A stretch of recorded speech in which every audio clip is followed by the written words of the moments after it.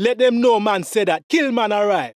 Blood. I don't think you're ready for what I'm about to show you today. So, Peter Andre. We all know him, we all love him, and if you don't know him, I don't even know where to begin. Explaining who Peter Andre is to someone who isn't British or isn't in the know is so hard because he's someone who, after about 20 or 30 years of not doing all that much, is still very famous in this country, but for no real reason. He's kind of one of those people that's like famous for being famous. Like, he did make the iconic Mysterious Girl song about 30 years ago, and then married a woman called Katie Price, who is kind of like the trashier version of Kim Kardashian from the UK. And again, she's sort of like one of those people that's famous for being famous. Although for some reason, she's doing a tour of the UK this year with Kerry Katona to the most rogue places. Hang on, I'll pull up the poster and show you. Right, so I can't see a single major city on this list. It's all things like Tewkesbury, Clacton, Basildon, Grimsby, Skegness. Is there a massive demand for fucking Katie Price and Kerry Katona in Skegness? But anyway, he's basically known for that. The only other thing I know him from other than those two things is being in the Iceland adverts. But that all changed the other week when I found the trailer to a movie called Jafaican starring Peter Andre for some reason. I don't know who on earth would want to cast Peter Andre in a movie. The description on IMDb reads, Gaza, a small-time crook, seeks £35,000 for his grand's care. He overhears a tip devising a scheme. In 21 days, he must master Jamaican culture to execute a fraud in London and Jamaica, facing life-threatening risks. So yeah, I mean, basically,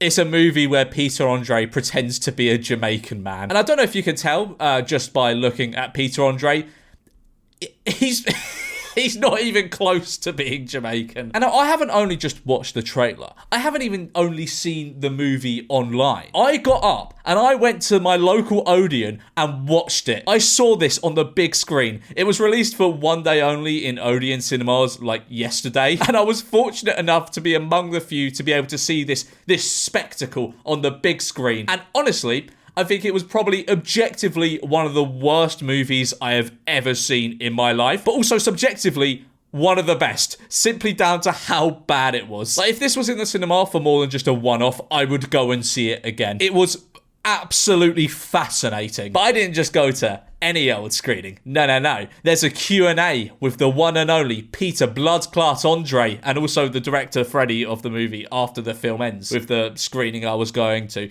This is what I was going for. This is what I paid £9.90 to attend. An opportunity to see the Rasta General in person. But before we talk about that, we're going to watch the car crash of a trailer to this movie. And just a note, this trailer is incredibly confusing unless you've seen the movie, which luckily for you, I have. I'm one of the few that is blessed with the knowledge of what actually fucking happens in this movie.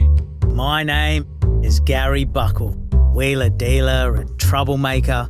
I wasn't always that person, you know. Right, so just addressing the elephant in the room, it looks like it's filmed on an iPhone. I would bet this shot here was filmed on an iPhone. But this shot of the guys running to the car is probably one of the worst looking in the whole movie, and I don't know why they've put it in the trailer. That's not to say the rest of this movie looks good. It doesn't. The whole thing is shot and color graded like the build-up in a porn movie, and the bad acting doesn't help that fact. Fucking hell, the acting is genuinely deplorable, especially from Peter Andre. To give credit where, I don't know, credit's due, I think the acting got better as the movie went on. Although, to be honest, that could just be me getting used to it. Like, I probably did just build a tolerance to it by the midpoint of the film. So Peter Andre must be the only person that was stupid enough to take this role. He can't act. Like, no genuine actor would take this fucking role. And look, Peter Andre, he seems like a lovely bloke. Can't act for shit, though. Also, this clip at the start of him walking in slow-mo, for some reason in the movie, that went on for about a minute. Just this extended clip in slow motion where he was explaining his backstory, that he was like, I don't know, Australian, but moved to London, or some boring shit that I've already forgotten. You said it was urgent. What is it? It's Nan.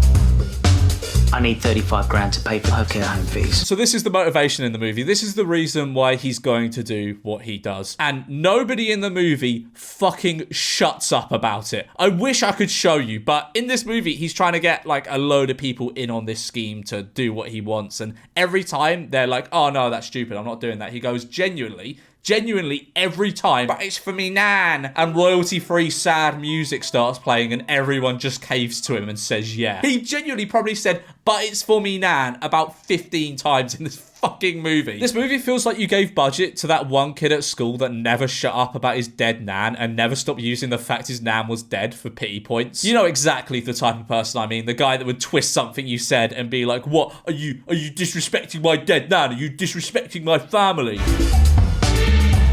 Can't believe it, man. Okay, right, something happened at this scene in the movie that was so important, I had to get out my phone and write a note of the exact quote. And I hate taking my phone out of the cinema. It's so rude, but I had to do it. So this Jamaican guy with the yellow bandana asked Peter Andre's character, who I'm just going to refer to as Peter Andre, because it is just Peter Andre playing Peter Andre badly. But this guy asked Peter if he's ever been to Jamaica, to which he responds with, and I quote, "Never been to Jamaica, but I've heard of Bob Marley," which might be one of the all-time movie quotes. Another one I have written down here comes from a bit later in the movie where in a Jamaican accent, Peter Andre says, "Me like pum pum," which is a quote that will stick with me till the day I die. When I'm about to leave this mortal plane, the last thing that will play in my mind is Peter Andre pretending to be a Jamaican and saying, "Me like pum pum." And I have one more thing written down, which is, this video is sponsored by Odoo. Guys, help. I've fallen victim to a tragic scuba diving accident and now I'm stuck underwater. It looks like you're going to be down here for a while, pretty boy. But how am I meant to survive within the fish economy? Well, you're going to have to start your own business. But how?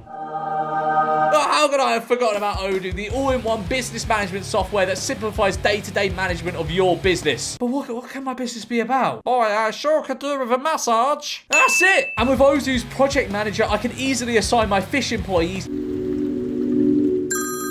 Hello?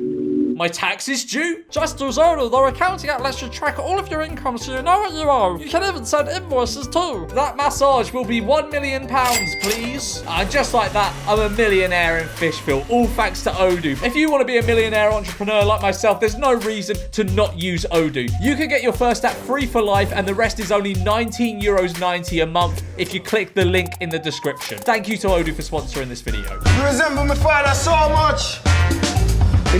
So that's the general plot. They're trying to steal this guy's money, this guy who looks exactly like Peter Andre, but he's in prison, right? So they fly Peter Andre out to Jamaica to pretend to be this guy and steal all his money because his dad's just died or something. I don't know. The point is basically redundant in this movie. You don't go to the Peter Andre Jamaican movie for the plot, do you? Like, the plot is totally redundant in this. You just go to watch Peter Andre speak patois and pretend to be a Jamaican man. So if you're wondering what the plot is or what actually goes on in this movie, don't. It doesn't fucking matter. Just enjoy it for what it is, which is Peter Andre earnestly pretending to be a Jamaican man speaking patois.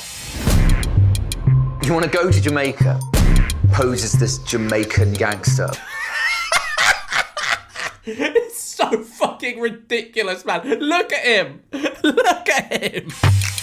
Let them know man said that. Kill man alright.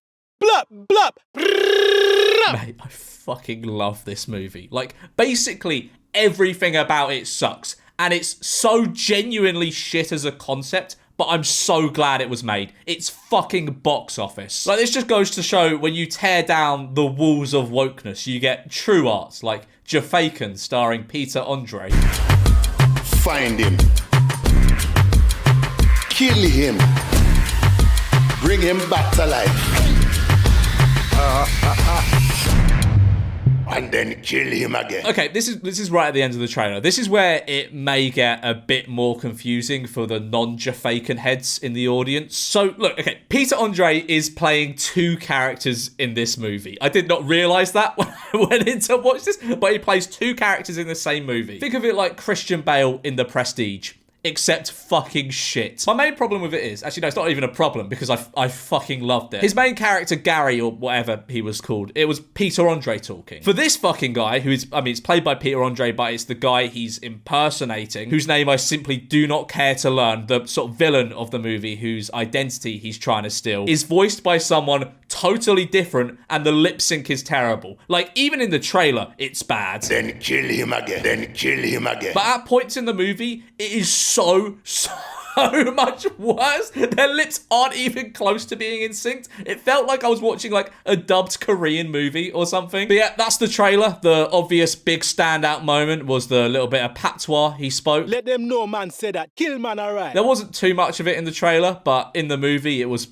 unrelenting and I loved it. That's what I paid my money for. Honestly, if the movie actually ended up being good, I would have been very, very disappointed. I wanted this. I wanted exactly this, and I got this, and I'm so satisfied. I don't even really think I need to show you, like, clips from the movie, and even if I wanted to, I couldn't, because it's literally nowhere. The movie is nowhere. The movie is basically just this trailer stretched out over the course of an hour and a half. You take away exactly the same thing you get from watching the whole movie as you do from this trailer. It's such a stupid and pointless movie. You can tell the director just had the phrase Jafaican, like Jamaican faking, in his head, and built a film around it because he thought it was funny, and that's class. We need more of that. But yeah, as I said, most aspects of this film fucking sucked, and I don't care. I loved it, but no part of the movie sucked more than the ending. It is so clear they just ran out of budget because it ends so abruptly and barely it doesn't make any sense at all. So let me explain. Can I even explain? Because I don't even fucking know what happened. So basically the ending is like, oh, they're all in on this money scheme, and the actual guy who was like a Jamaican gangster just wanted to get out and like fake his own death and stuff. But it's done in such a crude